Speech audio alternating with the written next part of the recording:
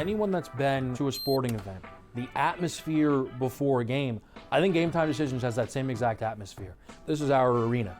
This is what we do. There is going to be an energy to Game Time Decisions that you will feel night in and night out. The excitement you get when you lock your bets in, when you're figuring out what you want to do, we can zone in on the biggest games each night. I want this to be the place that people come to before the games start so they feel as ready as possible to lock in their cards. We are going to hit every single one of those markets that you need to know about. We're gonna go through every single thing, and I've got a great team behind me that's gonna help me get the job done. There is not gonna be a better place, I promise you, than Game Time Decisions to get that new information, react to it, and be able to then bet accordingly. We will have everything at our disposal, and we will use that to our advantage.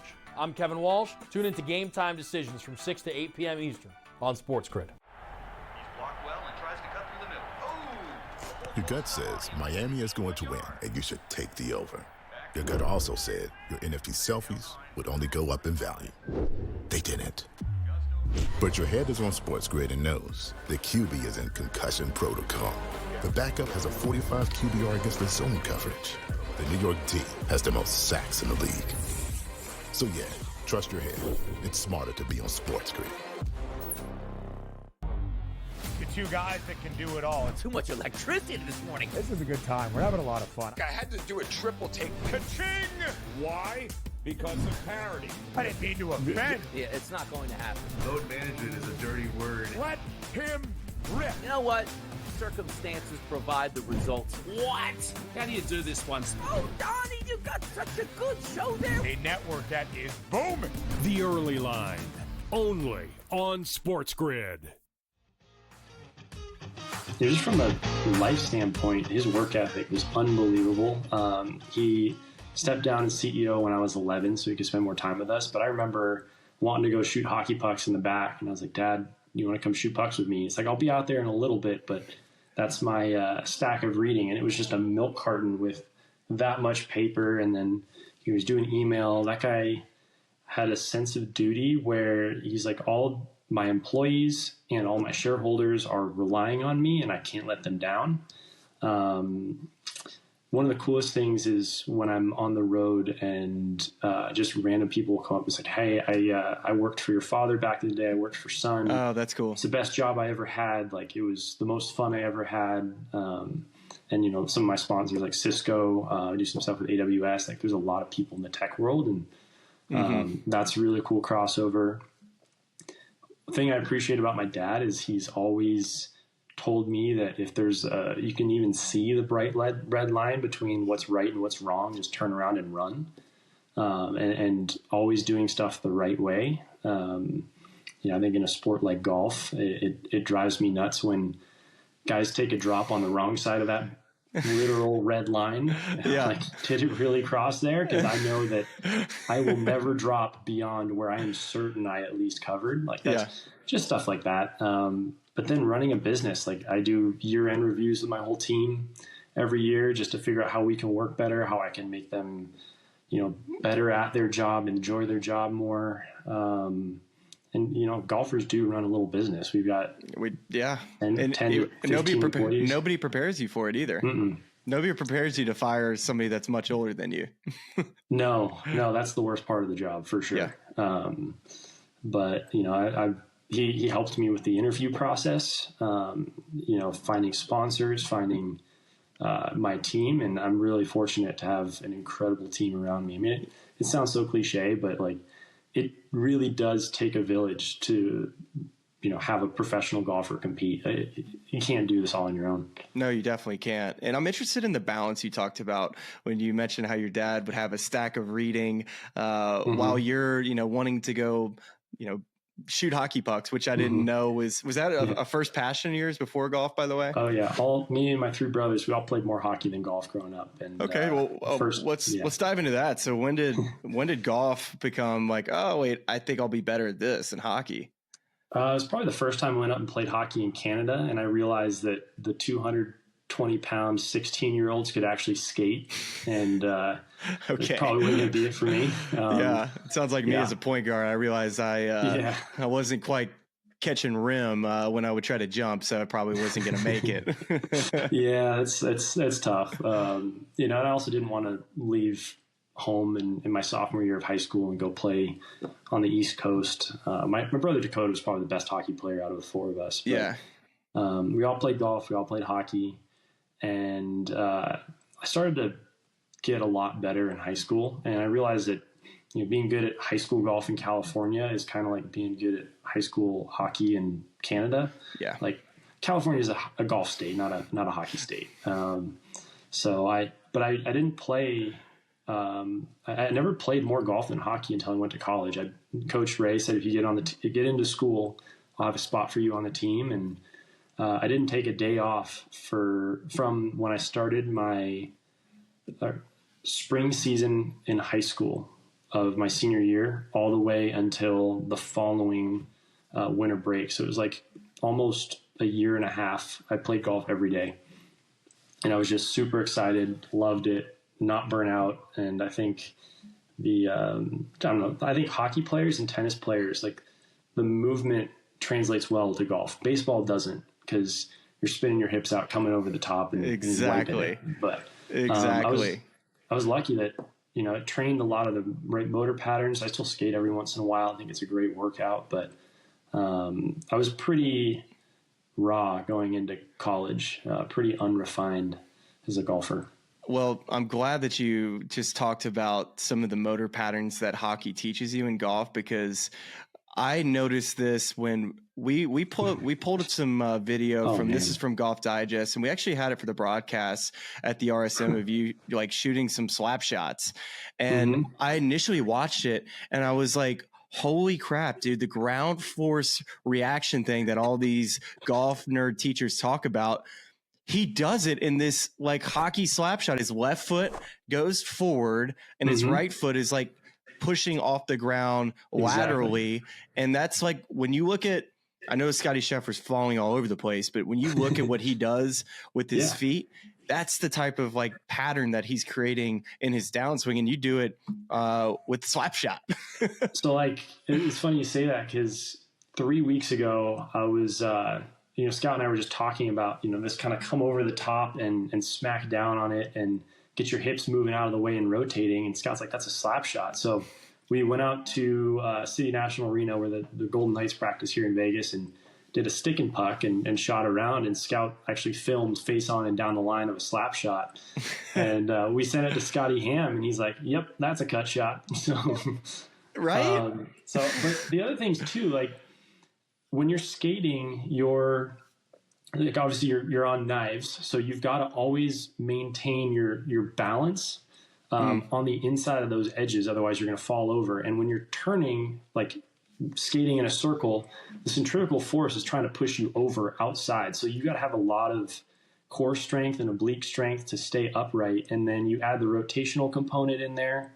And then when I went and skated and shot pucks, the thing that was the most sore were my hands and forearms, because if you watch when I'm shooting, you push down on the ice, and that's what kicks the stick forward and shoots the puck. So it's a lot of forearm and hand strength. And I actually booked a couple ice sessions this week. I'm going to go out there and do my off-season training, my speed training. What do you mean your speed training? So what does that mean? Like I just shoot pucks. It makes me faster. Like hitting a golf ball, it makes you faster. Like I bet if I go skate for 3-4 hours over the course of this week, I'll be 2 to 3 miles an hour faster. What? And totally. you just feel it almost at the bottom with just how you're pushing off the ground at the correct time, and that just itself is just creating just a little bit more power. Maybe your core is just a little bit more activated, just some muscles that maybe get neglected. I just think it's hard to train the way your body moves in a gym, because weights and stuff are generally very one-dimensional, and like unless you're spending on $20,000 movement machines, like it's really hard to replicate that. Plus it's really fun, and getting all the muscle groups to work together, synchronize together. And I just soar in random places, and That's crazy. Actually, yeah, it's fun. But even too, like shooting pucks, and if your hands and your forearms are getting really strong, chopping out of the rough at Torrey, or I'm pretty good at that at Torrey. Yeah. I feel like it. Yeah. But Wait, will you ever take the golf clubs and hit balls like on the ice and maybe put the ball on the mat to like try to create some strength doing that? Like, can you hit into a net with that? Is that possible? I don't know how slick ice is to do that, or is that too much? Yeah. I think the benefit's just shooting pucks, because like I don't want to train anything that's close to a golf swing but not quite, because I feel like that'll build bad habits. But shooting a puck is different enough, but still like fires the same muscle groups in the same way. So I'm like, I kind of want to just buy like a slide board and put it in the garage and just fire pucks in the garage. Dude, you sneaky have a lot of speed with the hockey stick. Like that puck was coming off. I was like, that's not a lollygagged slap shot. That's like knuckle puck slap shot from Mighty Ducks. Like that's the guy they bring in at the end of the game, the knuckle puck time, because it's coming off with some heat, man.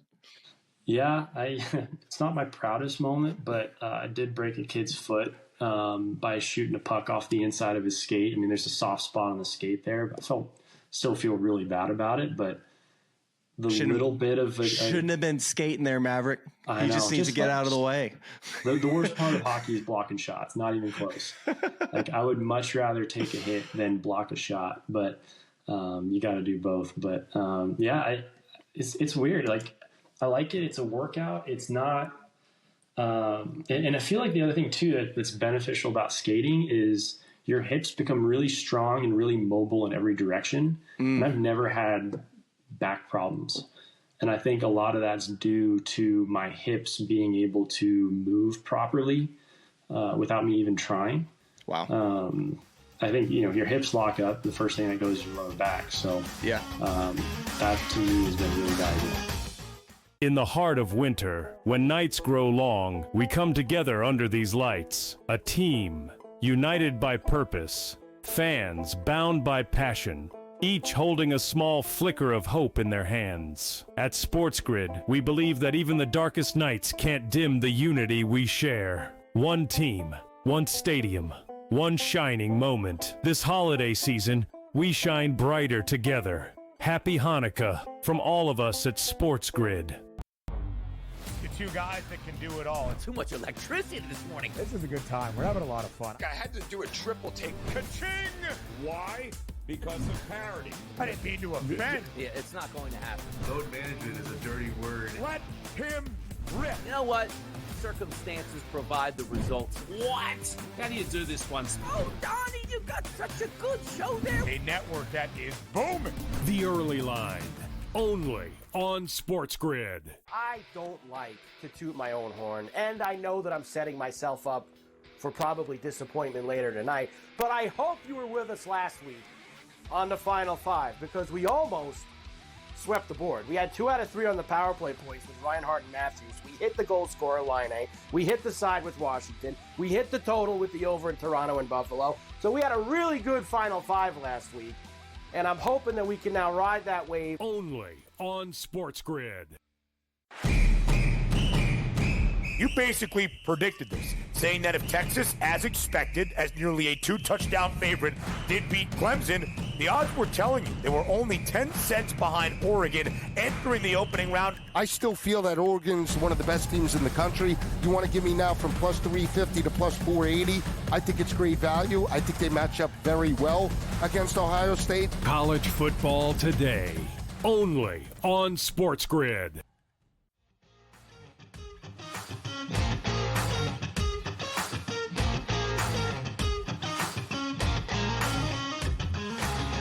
I got Dad back over here. You're preaching to the choir as I'm sitting in chairs more often than I ever have. I'm answering emails, these sorts of things. And of course, the deadlift, lifting a baby out of the crib when you haven't stretched in the morning properly. So these are all things that us dads are dealing with on a daily basis. And I'm from Alabama, so we don't got no ice rinks around here, Maverick. No. So I'm just going to have to make do with what we got.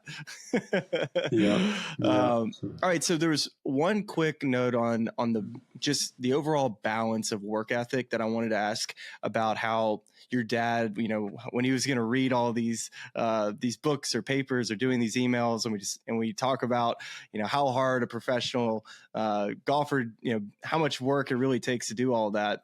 So what is something that you learned from your dad as he, worked his tail off, but also was able to be a father in this? Is there something that maybe one day, if you're ever going to be a father, that maybe you could pass along as someone that, ran a pretty big company and was very successful in business? Is there anything that he brought home that was really good as far as him parenting and then also still running his business?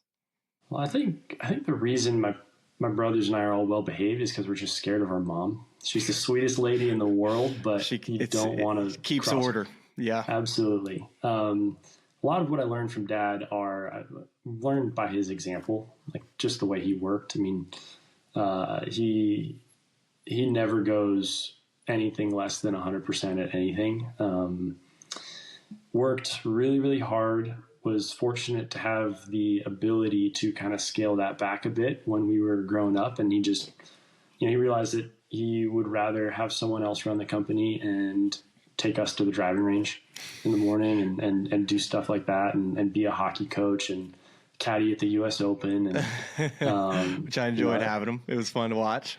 Yeah. I didn't really realize what he was in the tech industry growing up because I was 10, 11 when he essentially stepped down. And so, yeah, I didn't really realize that. And I think it's pretty cool discovering that. Like I found a business card randomly in a drawer at home. It was like the Sun Microsystems qualities of a leader. And it was like a 10 or an 11 step thing. I was like, that's really cool. I'm going to save that and, use that when I'm trying to lead and manage my team in the golf. So that was really cool, but I'm just fortunate that he really put us first. Like he never missed a hockey game. He never missed a golf tournament. And, that's really special. And someday I'll be a dad and, I want to strike that balance between showing them how hard I work, but also be present for them and what they want. And, there's a balance to everything. Let them try stuff and figure out what works for them and make their own mistakes, but also kind of guide them along the right way. One of the coolest things, though, I think from growing up with my dad as my father is the people he knew and just the people we had at our dinner table. He intentionally did this where he would invite cool, interesting people over for dinner and then grill them on like how they got to where they were. How did they succeed in life? What's their life story? What life lessons have they learned along the way? What could they pass along to us? What do they wish they did differently? Stuff like that. And has your dad ever thought about starting a podcast? I mean, it wouldn't be a very PC podcast, but well, I mean, all those things I'd be interested in listening to. Yeah, it is fascinating. That guy knows a lot, and it's just random situations like voice pops up in my head, and I kind of know what my dad would say. Yeah. So. Well, I know that Charlie and I, we would potentially like to put our chips forward for Maverick McNeely. We'd like to formally recommend you as the new CEO of the PGA Tour. I don't know if you saw that the PGA Tour and Jay Monahan is offering a CEO position recently. I guess this is for PGA Tour Enterprises, I guess is what I assume the CEO role is for. And Charlie and I would like to formally nominate and recommend you to the seat. Do you accept, or are we going to maybe push that down the line a bit? I appreciate that. I mean, I've seen some of the pay packages that have come forth lately. It sounds like a pretty good job. Yeah. But no, I'm a golfer first. I could probably help you more, or maybe not you, but help people more with their putting and chipping than me and than you running both. a multi-billion-dollar business. I'm not an MBA, but it's interesting what's been going on with the tour. I'm on the PAC. The PAC doesn't really make decisions. We just kind of say what we think about what the tour is doing and gonna do.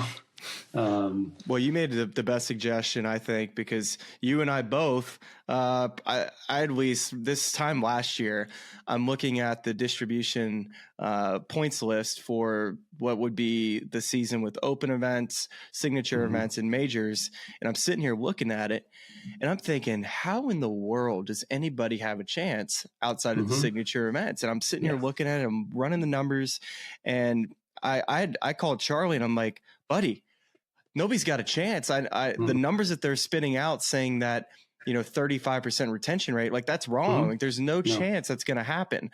After Memphis, I went into Memphis 59th in the FedEx Cup and 6th in strokes gained for the year.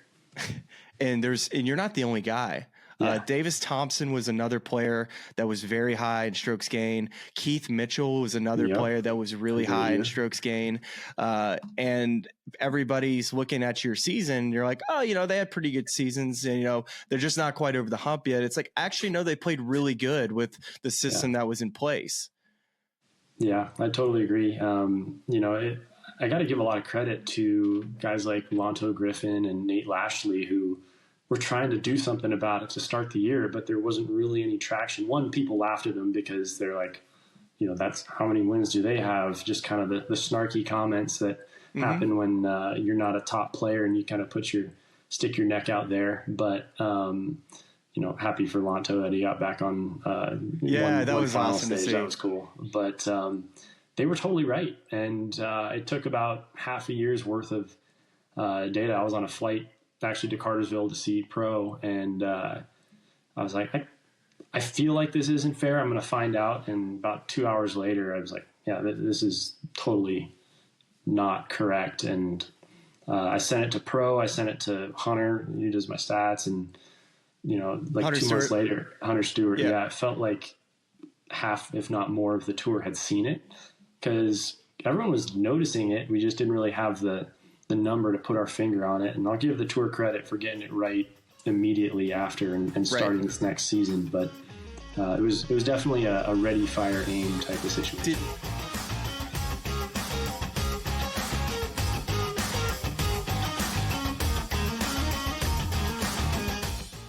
As the candles flicker, a new tradition shines. 8 nights of Hanukkah, 8 nights of winning insights. But they may come out slow, so you might be able to get a better number. Wow, they're favored. With SportsGrid, every night is another chance to win. No pick sixes today, they cover. So let's crunch it up. Let's make it happen. Let's give you our favorite props. Let your Hanukkah winnings brighten your celebrations. Happy Hanukkah from all of us at SportsGrid.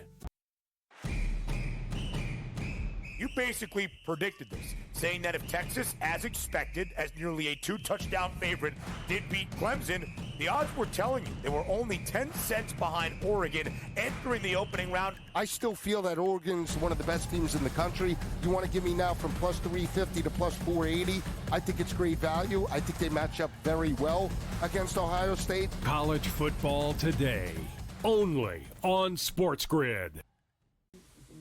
Right here with you on Pro Football Today on SportsGrid. Odds in motion, trying to see what lines have moved throughout the week. Never felt more comfortable in this set than I do for this year. I'm ready. I'm just getting angry. The hot takes are going to be here all long, people. You don't want them to go 13-0 and then lose the first round of the playoffs. Red. Yeah, this is their last shot. They don't really have anywhere else to go yet.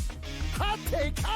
By the time I hit, I guess what, Route 33 up here, that ticket's cashing. Only on SportsGrid. I don't like to toot my own horn, and I know that I'm setting myself up for probably disappointment later tonight, but I hope you were with us last week on the Final Five because we almost swept the board. We had 2 out of 3 on the power play points with Reinhardt and Matthews. We hit the goal scorer line A. We hit the side with Washington. We hit the total with the over in Toronto and Buffalo. So we had a really good Final Five last week, and I'm hoping that we can now ride that wave. Only on SportsGrid.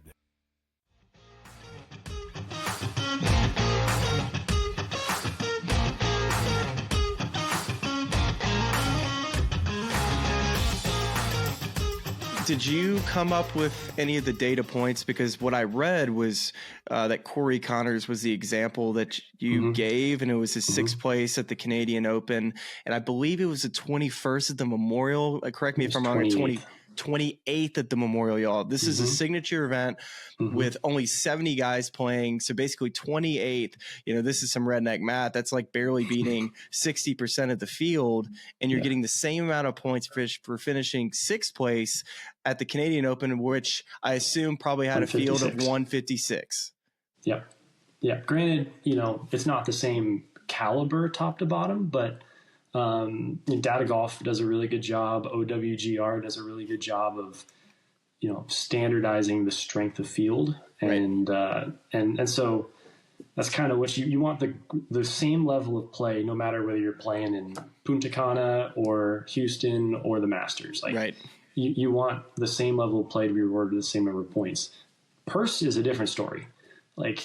Got to reward those guys that had a great year and are going to play those signatures events. That's a great reward, a great way to kind of guarantee a field, is if you're paying $20 million. But points, that needs to be fair, right?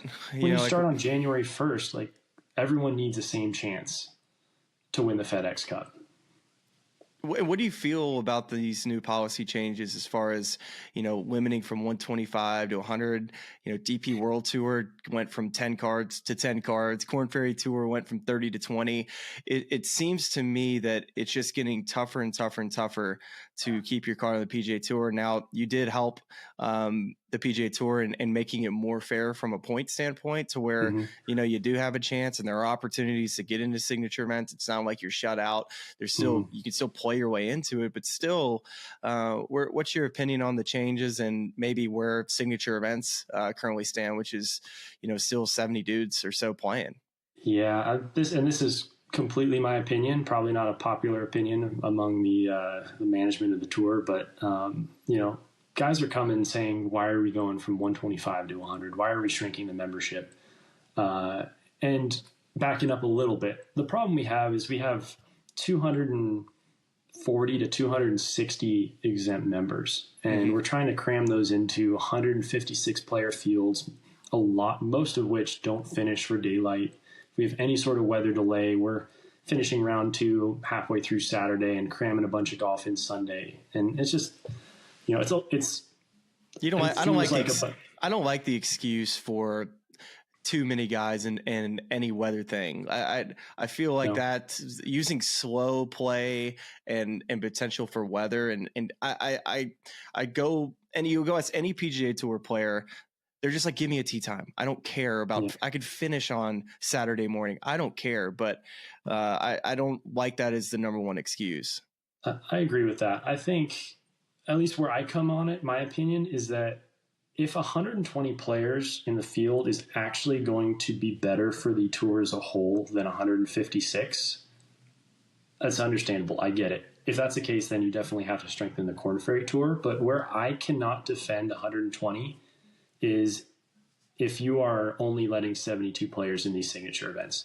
That's 400 playing opportunities over the course of the year. You can't tell me that 72 is a better product than 120. Yeah. And I can absolutely not defend cutting the membership down to 100 cards if you're still only letting 72 play these signature events. So that's where I stand on it. I hope that the numbers they chose are the best for the tour as a whole, because I think that's the only way you can justify the decision. If it really is a better product, it drives better ratings. If it is better for the fans, better for the players, fine. It remains to be seen, though, because WGCs weren't exactly successful. It's pretty much the same model as WGCs. Yeah. Totally agree, and I just have not heard an argument that has convinced me that 72 is a better product than 120. 120 was always the right amount of guys at a tournament. If for like a premier tournament. Yeah. Like when you showed up at Bay Hill, when you showed up at the Memorial, those events that had 120, it felt like it was exclusive. It felt like the tee times were that extra like 3 or 4 minutes. You notice it as a player because you don't wait quite as much as you would in a 144 or 156. And it still was competitive for a cut. Yeah. Totally. I mean, it was telling to me this year at the AT&T when I was staying at my grandparents' house in Carmel, and I saw the front page of the Carmel Pine Cone, and it said, "Despite the changes this year, we still believe that the AT&T Pebble Beach is going to be a success." And I was like, isn't that the opposite of the point? Shouldn't this be like the biggest deal? And congrats to you and your bride. I guess a year later, very exciting for y'all. And again, excited for you guys to go to Century and celebrate a PGA Tour win and hopefully get number 2 right away. That's the plan. I want to go back. Well, send your best to your dad, and Merry Christmas to you guys, and appreciate you coming on, man. Will do. Absolutely. Thanks, Maverick. Thank you.